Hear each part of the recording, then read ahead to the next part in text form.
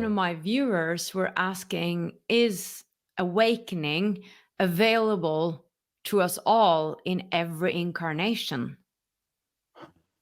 Well, I think maybe no. I Mm. think maybe no, because maybe it's DNA. Because there was a study that was produced. Dr. Marjorie Woolacott presented it at the International Association for Near-Death Studies conference 2 years ago. I introduced her, and her numbers are these: 60% of mourners experience an after-death visitation, which means that 40% don't. Of those 40% who don't, there's a large percentage of people who never have mystical experiences. And maybe it's DNA. Maybe there's some kind of nanotubula in the brain. Maybe there's the God spot in the brain. Dr. Andrew Newberg is checking this out. His studies are fabulous.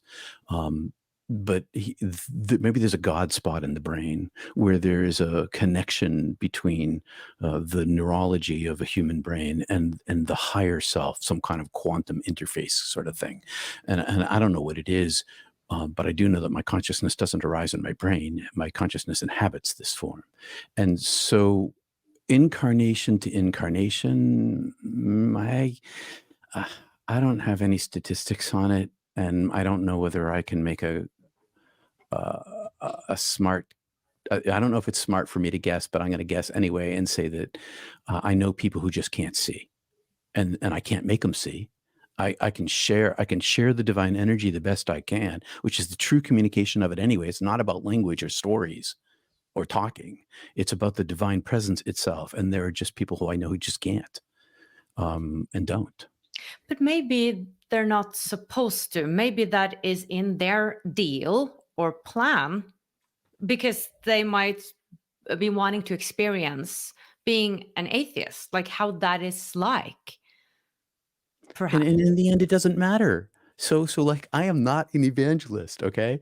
I don't care. I cared if people thought that I was insane. I cared that because I'm a rational person, I have a very analytical mind.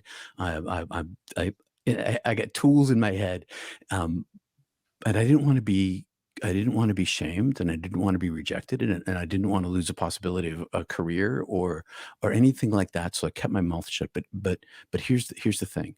Um, Every single incarnation is in service to the original self, every single one of them. And that the plan of lifetime to lifetime, and that's what I'm really trying to talk about here. The plan from lifetime to lifetime is secondary to the orientation of the return to the divine being. In one lifetime, I in one of the lifetimes I saw, it was like a lizard or a lizard person. I don't have any idea what I was, but I was not a human being. Okay, I was like, maybe I was a dinosaur baby or something. I don't know, but I don't know what I was, and what I saw of the world was entirely alien to me, and didn't understand it, and I had no reference for it, and I was definitely not a believer then. I couldn't believe then because I didn't have the capacity to think. And so the whole idea that the human brain is any sort of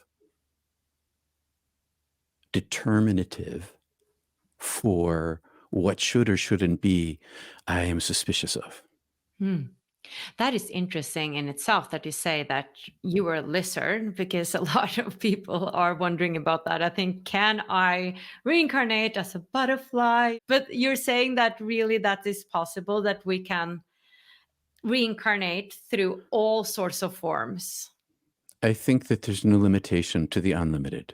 And that as I looked at my incarnations, I only saw into two of them. There were many of them, 1,000 of them anyway. I had lots of them, but I only saw into two of them. There was a chronology to them. Like they had a line, this baguette, but from my point of view, they were in timelessness. They were all happening simultaneously. They're all happening simultaneously. And so there was a sequence to them. The sequence wasn't like, with a measuring tape. The sequence was like the connective form of the sequence was myself. I am that which is being incarnated, and my incarnations were tiny slivers in the baguette, and which they influenced. They were present, but they were not the thing itself. And so It's just interesting. I thought, you know, that you would start to maybe incarnate as a bacteria, and then you would evolve as a Pleiadian, you know? maybe that's the truth. I only know what I know, and I don't like to speculate on what I don't know, because I only could come back with this much. I Right. came back with my brain is too small to contain what I saw over there. It's continually revealing itself to me over my lifetime. It's not just something that happened back then. It's a present thing now. That the more I'm looking, like for instance, I've never used my interior eye to look at the angelic being. I was always looking past the angelic being as I was being stuffed back into my body. And the more I look at this thing in my meditation, in my inner eye, when I tell my story, the more I look at it, the more substance it has, shape it has. And so I think that the perspective that I came back with is always as a learner, not as a knower. I know that what I know is that I'm known. I know that I'm known by the knower, and I came back with a cup full of sugar, and or half a cup of sugar, but I have a cup of space, and so there's more sugar being poured in, sweetener to myself, and that rather than focus on the things of the world, and I still live in the world. Like I have a mortgage and I get a car and get kids and all that stuff. Um, the more I focus on the divine self, the more present it becomes for me. The more present it becomes for me, the richer my life becomes, way beyond money. Mm. Um, Yeah, but that makes sense, you know, because I have come across some guests who have said that they knew everything, that they sort of got I access to did. all. I Okay. knew everything. I knew everything I wanted to know. My question was, I had a single question, and my question was, "Shh, I wanna understand every single thing in the universe, like top to bottom, everything. I wanna know quantum, I wanna know molecules, I wanna know atoms, and I wanna know, biology and chemistry. I wanna know every it downloaded right into me. Ba-boom." And that's when I understood the structure of the suffering of humanity in the context of the limited form. And the limited form, it has this immensity to it. And it's not just what the physical world, but it has all this energy levels to it, and chemistry levels to it. Um, But but why did you said that you didn't know everything? I did, but I can't bring it back with me. And even when I knew everything, even when I didn't have a brain, I had no brain. I had if my brain is a megabyte of space, my soul is what's above a gigabytes? What's the terabytes? What's the largest? It's humongous capacity for not only knowledge, but for understanding and data. But even so, in that state of being, I still could not see into the depth of infinity. Infinity itself still lay beyond my vision. I couldn't comprehend the wholeness because I was outside of it. And even though I was superpositioned in it, because I had my being in it. Um, so why am I telling you this? I'm telling you this because a mistake that humans make is a focus in our lives. And not I pay attention to my life. I have to. I got a life. Um, but spiritually, I aim myself for that which I already am. And in that place, in the pursuit of the giver instead of the gifts, I find an abundance comes to me. People talk about abundance. I don't have $1 million in the bank. I don't have an abundance of gold. I have an abundance of this divine energy which I am. And this in it of itself is my relief for my own suffering as I live in the world. I mean, as I sit here right now, I've got a twinge in my back. I'm like, oh, there's a twinge in my back. It doesn't take away that sort of stuff. It it changes one's pursuit. It gives peace, perhaps? Oh, peace that lives, peace that is, okay, so my body still has physiological reaction.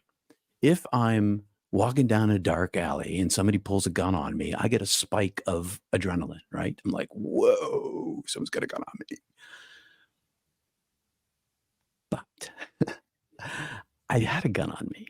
I had a gun on my heart at an airport in Central America by a guard, safety off, finger on the trigger.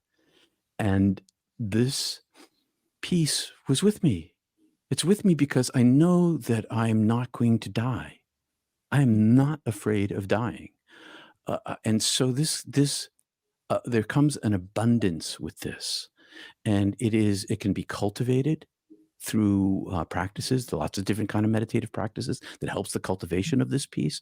But this peace then begins to live inside oneself. It doesn't make one perfect. When I got upset last night, and my mom's going into assisted living, and I got a little upset about something, and I still have human emotions, but this peace grows. To watch the full video, click the link below, and I would love it if you would subscribe to my channel.